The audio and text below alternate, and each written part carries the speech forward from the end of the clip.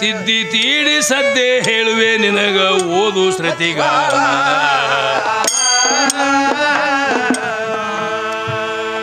ಓಂನಾದ ಕರೆ ಬಿಂದು ರೂಪದಿಂದೆ ಪ್ರಾಣಂಕೂರ ಇದೇ ಮುಖ್ಯ ಮೊದಲ ತಂಗಿ ಜೀವದ ಜೀವಾಳ ಶೋಧ ಮಾಡಿ ನೋಡು ಪಂಚರತ್ನ ತಿಳಿಯೋದು ನಿವಾಳ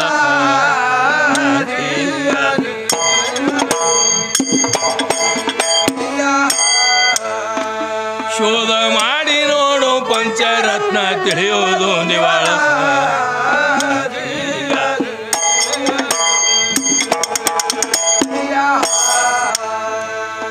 ಅಜಡಾತ್ಮ ಆತ್ಮರಾಮ ಜಡದೇಹಕ್ಕ ಗಂಡ ಹವದು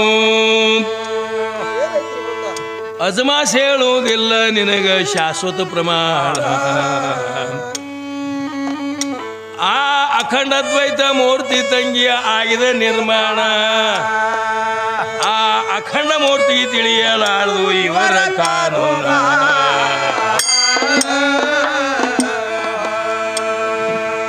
ಸರ್ವಸಾಕ್ಷಿ ಅನಿಸಿದಂತ ಸರ್ವ ವಸ್ತು ಸ್ವಯಂ ವಸ್ತು ಸಾರ್ವಭೌಮ ಪಡೆದು ಹಚ್ಚತಿ ನಿಶಾನ ಉಪಮೆ ಇಲ್ಲ ಅವಾಗ ಜಗತ್ತದೊಳಗ ಯಾವ ಸಾಮಾನ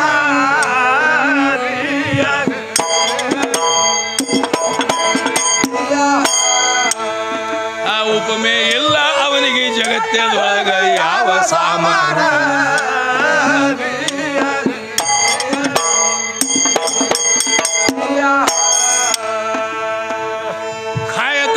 ಬಳಿಕ 4 ತಿಂಗಳಿಗೆ ಜೀವ ಬಂದು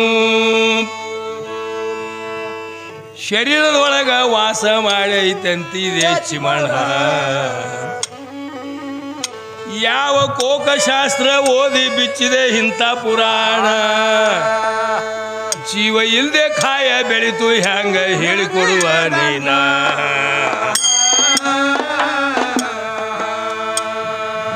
ಯಾವ ದ್ವಾರದಿಂದ ಜೀವ ಶರೀರದೊಳಗ ಸೇರ್ಯಾದಂದಿ ಪೂರ್ವ ಮಹಾದ್ವಾರದಿಂದ ಬಂದೈತಿ ಜೀವನ ಪೂರ್ವ ದ್ವಾರ ಯಾವುದು ಇಷ್ಟೇ ಹೇಳಿ ಮಾಡ್ರೆ ಗಾಯನ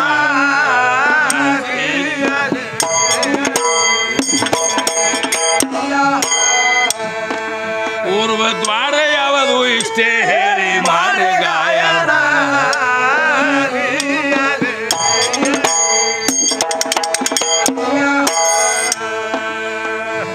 ಮೇಘದೊಳಗ ಸೇರಿ ಜೀವ ಭೂಮಿಗೆ ಬಿದ್ದದ ಹವಾದಿಂದೆ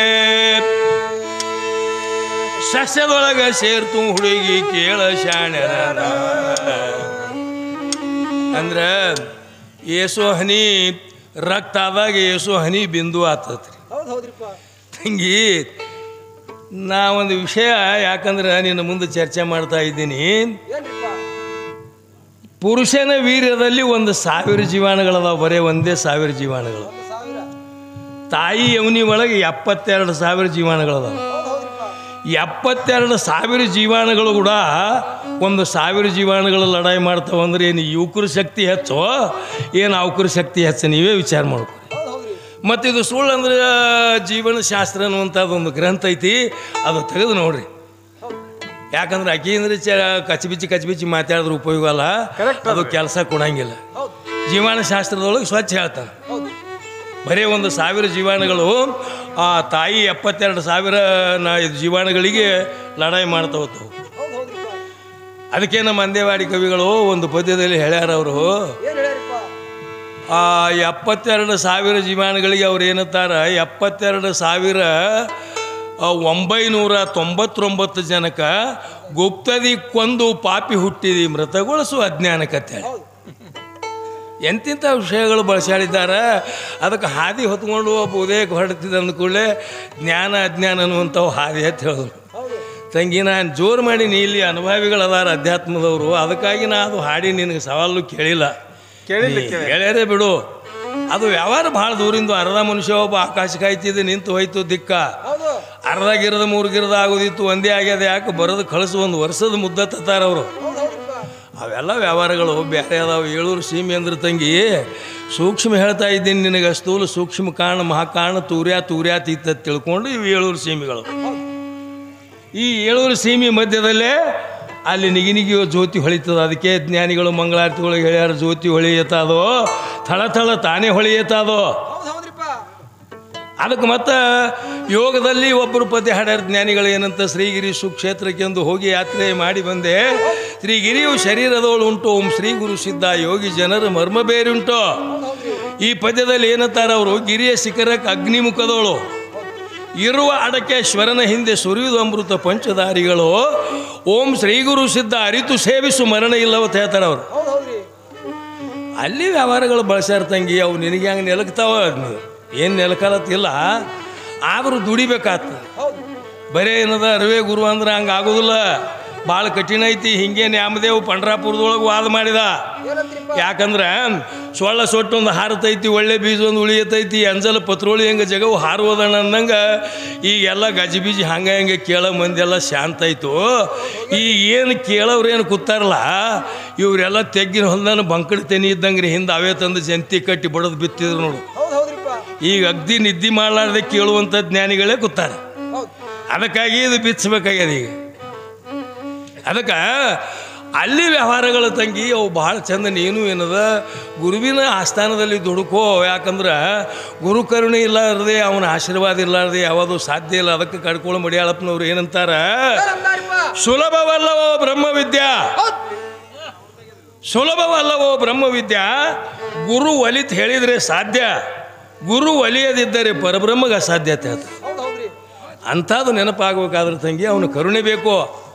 ಅದಕ್ಕೆ ಆ ಏಕಲವ್ಯಾಗ ಇದು ಮಾಡಿದ್ದು ಅವ್ರ ಗುರುಗಳ, ಅವ್ರ ಗುರುಗಳ ಅಲ್ಲ ತಂಗಿ, ಶಸ್ತ್ರಾಸ್ತ್ರ ಗುರುಗಳವರು. ನಾ ಮೋಕ್ಷದ ಗುರುಗಳ ಬಗ್ಗೆ ನಿನಗೆ ಹೇಳಿನಿ. ಅದಕ್ಕೆ ಪಂಡ್ರಾಪುರದಲ್ಲಿ ನ್ಯಾಮದೇವ ವಾದ ಮಾಡಿದ ವಿಠಲನ್ ಕೂಡ, ನನ್ನ ಬಳಿ ಅರಿವಿದ್ದ ಗುರು ಎದಕ್ಕೆ ಬೇಕು ಅಂದ. ಅವಾಗ ಕೃಷ್ಣ ಪರಮಾತ್ಮ ಅಂದ, ಆಯ್ತಪ್ಪ ಅರಿವು ಯಾವ ರೂಪದಲ್ಲಿ ಭಗವಂತ ಬಂದರು ಕಂಡು ಹಿಡಿಯುವಂಥ ಅರಿವಿತ್ತಂದ್ರೆ ಮಾತ್ರ ಅವನಿಗೆ ಗುರು ಬೇಕಾಗಿಲ್ಲ ಅಂತ ಹೇಳಿದ್ರು. ಕೆಲವು ದಿನ ಹೋಗಿಬಿಡ್ತೀರಿ. ಒಂದು ದಿವಸ ಏನದ ಬ್ಯಾಸಿಗೆ ದಿವಸ ಬನ್ನಿಗಿಡ ತೆಳಗ ನ್ಯಾಮದೇವ್ ಮಕ್ಕೊಂಡಿದ್ದ ಆರಾಮ. ಭಗವಂತ ಏನು ಮಾಡಿದ ಕೃಷ್ಣ ಪರಮಾತ್ಮ, ಆ ರುಕ್ಮಿಣಿ ಆ ಗೊಲ್ರಕ್ಕಿಯಾಗಿ ಇದು ಕೊಂಚಕೊರಿವರಾಗಿ, ಇವನು ಕೊಂಚಕೊರಿವೆ ಆಗಿ ಒಂದು ವೇಷ ತಾಳ್ಕೊಂಡು ಕೈಯಾಗ ಕ್ವಾಡಗ ಮಂಗ್ಯ ತೊಗೊಂಡು ಒಂದು 2 ಹೊತ್ತುಮರಿ ತೊಗೊಂಡು ಅದೇ ಬನ್ನಿಗಿಡಕ್ಕೆ ಬಂದು ಕೂತ್ರವ್ರು. ಏನಂದವ ಕೃಷ್ಣ, ಹಸುವಾಗ್ಯದ ದೌಡು ಅಡುಗೆ ಮಾಡುವಂತ ಒಂದು 3 ಕಲ್ಲಿಟ್ಟು ಇಟ್ಟೇ ರೀ ಅದು ಮಗಿ. ಅದರೊಳಗೆ ಏನು ಭಿಕ್ಷೆ ಮಾಡ್ಕೊಂಡು ಬಂದಿದ್ರಲ್ಲ, ಒಂದು ಚೀಲಗಟ್ಲೆ ಇದ್ದು ಅಕ್ಕಿ ಎಲ್ಲ ಹಾಕೋದು ಕಲಾಸೆ ಒಳಗೆ ಹೋಯ್ತ್ರಿ ಅಂದಳಕ್ಕಿ. ತುಂಬಲಿಲ್ಲ ಹೊಟ್ಟೆ.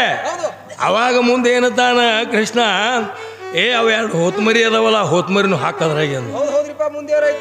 ಹೊತ್ತುಮರಿ ಹಾಕಿದ್ರು ತುಂಬಲಿಲ್ರಿ.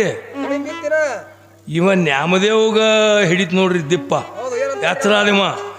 ಹೊತ್ತುಮರಿನೂ ಹೋಯ್ತು, ಕ್ವಾಡಗ ಮಂಗ್ಯಾನು ಹೋಗಿದ್ರು, ಎಲ್ಲನೂ ಹೋಗಿದ್ರು. ಇಲ್ಲಿ ನಾ ಮಕ್ಕೊಂಡಿನಿ, ಎಲ್ಲಿ ನನಗೆ ಹೋಗ್ಯಂಗಾರ ಅಂದಿವ. ಅವಾಗ ಸಟ್ನೆ ಕೃಷ್ಣ ಏನಂದ, ಏನ್ರಿ ಎಲ್ಲ ಐಕ್ಯ ಅದು ಒಳಗೆ ಹೋಗಿಬಿಟ್ಟು, ಇಲ್ಲಿ ಒಬ್ಬ ಮಕ್ಕೊಂಡನಲ್ಲ ಅವನಿಗೊಬ್ಬನಿಗೆ ಹೋಗಿ ಗಡಿಯಾಗನ್ನು ತೆಕ್ಕ ತಪ್ಪಿ ನ್ಯಾಮದೇವ ಓಡ್ಲಕ್ಕೆ ಶುರು ಮಾಡಿದನ್ರಿಪ್ಪ.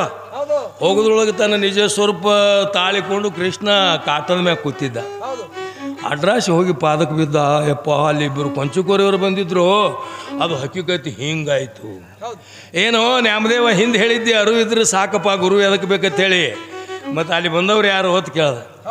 ತಪ್ಪೈತೆಪ್ಪ, ನನಗೆ ಗುರು ಕರುಣೆ ಮಾಡುವಂತ ತಿಳ್ಕೊಂಡು ಅವಾಗ ಅವನಿಗೆ ಆಶೀರ್ವಾದ ಮಾಡಿದ ಬಳಿಕ ನ್ಯಾಮದೇವ ಶುದ್ಧಾಗಿನ ತಂಗಿ ಹಿಂಗೆ ಸೂಕ್ಷ್ಮ ಅದಾವು. ಯಾವ ಗುರುವಿಂದ ತಂದು ಎಮ್ಮಿ ಕರ ತಂದು ಆಕಳಿಗೆ, ಆಕಳ ಕರ ತಂದು ಎಮ್ಮಿಗೆ ಹಚ್ಚಲಕ್ಕೆ ಹೋಗ್ಬೇಡಂಗೆ. ದೋಷ ಆಗ್ತದ. ಯಾಕಂದ್ರೆ ಬಲ್ಲವ್ರು ಕೂತಿರ್ತಾರೆ ಸಭಾದಾಗ, ಎಲ್ಲರೂ ಕಿವಿಡ್ರಿ ಇರೋಂಗಿಲ್ಲ. ಇವರೆಲ್ಲ ಭೀಷ್ಮ ದ್ರೋಣ, ಇವರೆಲ್ಲ ಶಸ್ತ್ರಾಸ್ತ್ರ ವಿದ್ಯೆ ಕಲಿಸೋರು, ಮೋಕ್ಷದ ಗುರುಗಳಲ್ಲ. ವೇದಗಳು ಹೇಳ್ತಾವ, ಋಗ್ವೇದ, ಯಜುರ್ವೇದ, ಸಾಮವೇದ, ಅಥರ್ವಣ ವೇದ ಹೇಳ್ತಾವ.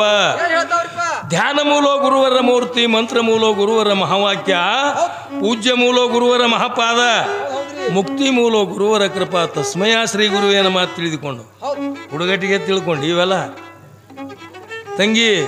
ಅಲ್ಲಿ ಹಿಂದೆ ಜ್ಞಾನೇಶ್ವರಿಗೆ ಸೇರ್ಲಾರ ಬಟ್ಟಿಗೆ ಬ್ರಾಹ್ಮಣರು ಅವ್ರು ಚಪ್ಪರು ಕುರಿ ಹಚ್ಚಿದ್ರೆ ಅವ್ನು ಬರೆದಂಥ ಜ್ಞಾನ ಭಾಂಡಾರ ಏನಿತ್ತಲ್ಲ ಬುಕ್ಕು ಕುರಿ ಹತ್ತಲಿಲ್ಲ. ಹುಡುಗಟ್ಟಿಗೆ ತಿಳಿಬೇಡ ತಂಗಿ, ಶ್ರುತಿಗಳು ತೆಗೆದು ನೋಡು, ಭಾಳ ಸೂಕ್ಷ್ಮದ ವ್ಯವಹಾರ. ಅದಕ್ಕೆ ಈ ಶರೀರದು ಎಲ್ಲಿ ತನಕ ನೆಂಬುಕೋತಿ ಅಲ್ಲಿ ತನಕ ನಾನು ಯಾರು ಅನ್ನುವಂಥ ವಿಷಯ ತಿಳಿಯಲ್ಲ ನಿನಗೆ. ಈ ಶರೀರ ಎದಕ್ಕೆ ಬರ್ತದೆ? ಅದಕ್ಕೆ ಹಿಂದೊಂದು ಜೀವನ ಮುಕ್ತ ಅನ್ನುವಂಥ ಸಿನಿಮಾ ಬಂದಿತ್ತು. ಅವಾಗ ಸಿನಿಮಾ ಅಂದ್ರೆ ಭಯಂಕರ ಅಪೂರ್ವದಲ್ಲಿ ಹೊಸದಾಗಿ ಬಂದಿತ್ತು. ಭಯಂಕರ ಜನ ಹೋಗೋದು ಬರೋದು, ಒಂದು 18 ಮುದುಕಿಯರು ಮಾತಾಡ್ಕೊಂಡ್ರು. ಹೆಂಗೂ ಅಲ್ಲಿ ನಮ್ಮ ಹೋಗಾರ ಗಂಗವ್ ಕೊಟ್ಟದಪ್ಪ, ಆಕೆ ಮನ್ಯಾಗ ಹೋಗಿ ಭೇಟಿಯಾಗಿ ಇದು ಮಾಡಿ ಜೀವನ ಮುಕ್ತ ಸಿನಿಮಾ ನೋಡಿ ಬರ್ಲಕ್ಕೆ ಬರ್ತದೆ ತಿಳ್ಕೊಂಡು ಮುದುಕಿಯರು ಹೋದ್ರಿ. ಹಾದಗಳಿಗೆ ನನ್ನ ತಾವ್ರ ಮನೆಯವ್ರು ಬಂದಾರ ತಿಳಿದುಕೊಂಡು ಅತಿಥಿ ಸತ್ಕಾರೋ ಭವ ಅಂದಂಗೆ ಅವ್ರಿಗೆ ಸತ್ಕಾರ ಮಾಡಿದಾಗ ಇವ್ರಿಗೆ ಏನಾಯ್ತು, ಮುದುಕಿಯರಿಗೆ ಇದು ದೇವಾಲಯ ಇರ್ಬೇಕ ತಿಳ್ಕೊಂಡು ಆಕಿ ಏನು ಹೇಳ್ತಾರೆ ಗಂಗವ್ಗ, ಯವ್ವ ಇಲ್ಲಿ ನಾವು ಚಪ್ಪಲ್ ಇಲ್ಲೇ ಬಿಟ್ಟು ಹೋಗ್ತೀವಿ, ಅಲ್ಲಿ ಒಯ್ಲಕ್ಕೆ ಬರುವುದಿಲ್ಲ, ಇಲ್ಲೇ ಬಿಟ್ಟು ಹೋಗ್ತೀವಿ ಬಿಡ್ರಿ ಅಂದಳಕ್ಕೆ. ಭಯಂಕರ ಗಾದಲಿತ್ರಿ ರಷ್ಯದೊಳಗೆ ಆ ಕಡೆ ಈ ಕಡೆ ಒತ್ತಾಡೋದ್ರೊಳಗೆ ಒಂದು ಮುದುಕಿ ಸಾತ್ತು ಬಿಡ್ತೀರಿ ಮಿಡ್ರಕತ್ತು. ಮುಂದೆ ಮಾತಾಡ್ತಾರ ಮುದುಕಿಯರು, ಜೀವನ ಮುಕ್ತ ಅನ್ನುವಂಥ ಸಿನಿಮಾ ನೋಡ್ಲಕ್ಕೆ ಬಂದೀವಿ, ಜೀವರ ಹೊಯ್ತಿ ಬಂಡ್ ಮಾಡಿದೆವು ಅಂದ್ರೆ ಸಿನಿಮಾ ನೋಡೋದು ಆಗಲ್ಲ. ಆ ಹೂಗಾರ ಗಂಗವನ ಮನೆಯಾಗಿ ಈಕಿಗೆ ಒಯ್ದಿಟ್ಟು ಸಿನಿಮಾ ನೋಡಿ ಬಂದು ಬಂಡ್ ಮಾಡಮಂತ ಹೇಳಿ ಹೆಣ ತೊಗೊಂಡು ಹೋಗ್ತಾರೆ ಅಲ್ಲಿಗೆ. ಅವಾಗ ಹೂಗಾರ ಗಂಗವನ ಮನೆಗೆ ಒಯ್ದ್ರ ಆ ಮುದುಕಿಗೆ, ಯವ್ವ ನಾವು ಸಿನಿಮಾ ನೋಡಿ ಬಂದು ಎಲ್ಲ ಕರೆಸ್ತೀವಿ ಮಂದಿಗೆ, ಹೆಣ ಒಯ್ಲಕ್ಕೆ ಬರ್ತದೆ ಅಂದಾಗ ಆಕೆ ಹೇಳಿದ್ರೆ, ಮುದುಕಿಯರಾಗಿರಿ ನೀವು ಮುಕ್ಳಿಗೆ ಬುದ್ಧಿದಿಲ್ಲ ಅಂತ ಕೇಳಕ್ಕೆ. ಇನ್ನ ಒಂದು 1000 ಜೋಡು ಮೆಟ್ಟು ಬಂದು ತಂದು ಮನ್ಯಾಗ ಬಿಡ್ರಿ, ಆದ್ರೆ ಹೆಣ ಇಟ್ಕೊಳ್ದಿಲ್ಲ ನಾ ಅಂದ್ರೆ. ಇದ್ರ ಮ್ಯಾಗ ವಿಚಾರ ಮಾಡ್ಕೊನಿ. ಅದಕ್ಕೆ ತಂಗಿ ಭಾಳ ಉದಾಹರಣೆಗಳದಾವ. ಅದಕ್ಕೆ ನಿನ್ನ ಭೂಮಿ ಶ್ರೇಷ್ಠ ಇದೊಂದು ಏನೋ ಒಂದು ಹಿಡ್ಕೊಂಡು ಕೂತಿದ್ದಿ ಬಡ್ಡಿ. 12ನೇ ಶತಮಾನದಲ್ಲಿ ಓಂಕಾರೇಶ್ವರದಲ್ಲಿ ಜನನಾಗಿ ಕಲ್ಯಾಣಕ್ಕೆ ಬಂದು ಕನ್ನಡ ಭಾಷಾಂತರ ಪರಿಜ್ಞಾನ ಆದ ಬಳಿಕ 7,70,70,777 ವಚನಗಳು ಬರೆದ್ರು ಚೌಡಯ್ಯನವರು. ಒಂದು ವಚನದೊಳಗೆ ಹೇಳ್ಯಾರ ಅವ್ರು ಏನು ಹೇಳ್ತಾರ, ಇರುವಿ 84 ಲಕ್ಷ ಜೀವರಾಶಿಗಳನ್ನು ಹುಟ್ಟಿಸುವನು ಬ್ರಹ್ಮನು ಘನವಯ್ಯ.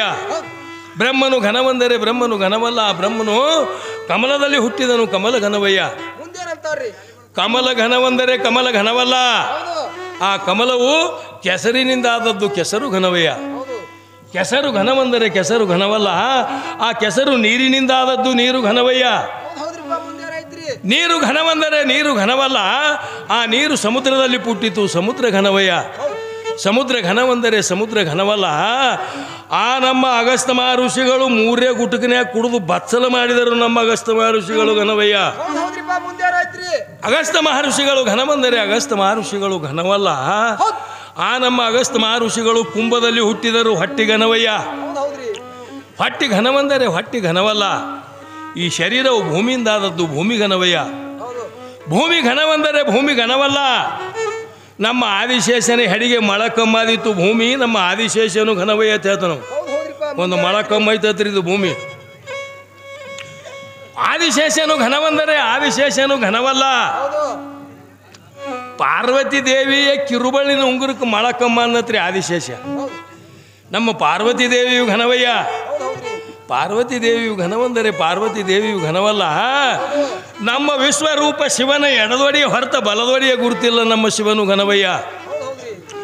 ಶಿವನು ಘನವೆಂದು ಶಿವನು ಘನವಂದರೆ ಶಿವನು ಘನವಲ್ಲ, ಕಲ್ಯಾಣಪುರದಲ್ಲಿರುವ ಬಸವನ ಹೃದಯದಲ್ಲಿ ಮನಿ ಮಾಡಿಕೊಂಡಿದ್ದ ನಮ್ಮ ಬಸವರಾಜನು ಘನವಯ್ಯ. ಬಸವರಾಜನು ಘನವೆಂದು ಕೈ ಎತ್ತಿ ಹೇಳಿದ ಆತ ನಮ್ಮ ಅಂಬಿಗಾರ ಚೌಡಯ್ಯ ನಿಜ ಶರಣ ಅಂತ ಹೇಳ್ತಾನೆ. ಇದರ ಮ್ಯಾಗ ಅರ್ಥ ಮಾಡ್ಕೊನಿ. ಅದಕ್ಕೆ ಅವರೆಲ್ಲ ಗರ್ಗುರುಗಳೇ ಖರೆ. ಅದಕ್ಕೆ ನಾಯಿ ಜನ್ಮದೊಳಗೆ ಅವರೇ ಅದಕ್ಕೆ ಹೋಗ್ತಾರೆ ಶುದ್ಧ ಗುರುಗಳಿದ್ದವರು.